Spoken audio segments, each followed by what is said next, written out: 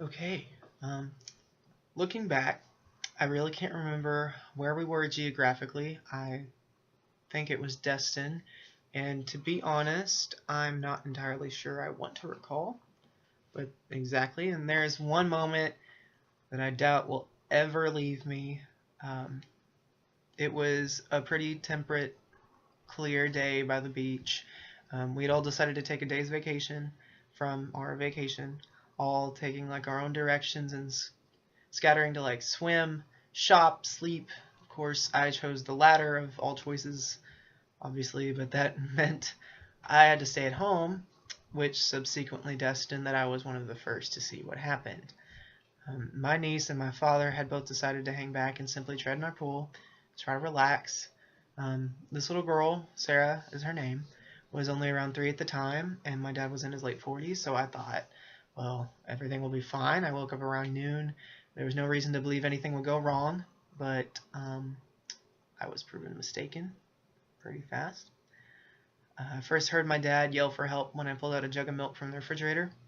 That gallon of milk was kind of put to waste when I heard the name Sarah and the words fell in, and I dropped it.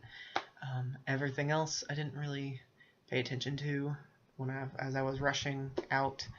And before I knew it, every family member that was down there was there, and I was simply standing there with 15-year-old eyes blankly staring at an almost lifeless body of my 3-year-old little girl niece. And I was wearing a plain brown T-shirt and basketball shorts. I think they were blue. Um, I was barefoot, so like the stone underneath me was kind of burning, but I didn't really care. I was kind of distracted. If it hadn't been for my Uncle Brian coming back, I'm not sure if I would still be called Uncle Irk by this little girl. Why I chose this for the vibrant images I have of telling the EMTs everything I knew. Everything before that's kind of a blur, but the questions they asked me were kind of negative. Like, they kept asking me, were there any prior accidents? She was having trouble breathing. Is there any medication that she's allergic? All this other stuff. And um, I was in tears when it finally hit me. And it was after they'd pulled away. Um, One had stayed back to comfort us, and he smelled like a hospital. Like, I remember that specifically. He smelled like a hospital does, like clean. And I shouldn't have been surprised, I guess, but yeah, he hugged me for like a minute while my parents went inside. They were trying not to cry either, but I could hear my mother just sobbing before the doors closed. I can recall seeing people stopping and staring. One woman pressed a hand to her chest and kept saying, "Oh, bless their hearts." And now I look back and I wonder if she even knew how tragic this was, because it wasn't like an aging uncle or grandparent and it was like expected. It was a little girl, innocent and young. She was thankfully still breathing. She was breathing by the time the ambulance got there. My Uncle Brian did that. And she couldn't recognize who anyone was, though. She could barely comprehend speech. Um, I remember walking up to my sister and I said, "Kim, are you all right?"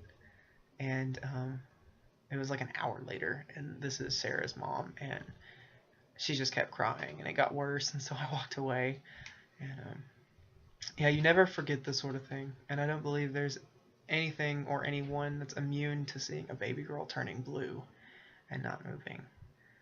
Um, it's horrific, and that I still consider to be an understatement. In fact, it was almost surreal, but now it's 2 years later, and I still shudder at the thought. Seeing her smiling face today, I can tell you I started believing in God a little bit more that day, despite my religious faltering throughout life. That's not important. Um, Maybe it was divine intervention. Maybe it was just luck that my Uncle Brian decided to come back early from the beach, and he just happened to be going to school to become one of those men that like comforted me, the EMTs. Um, Either way, I can undoubtedly tell you that this is a vivid memory that I will keep with me for the rest of my life. It was certainly defining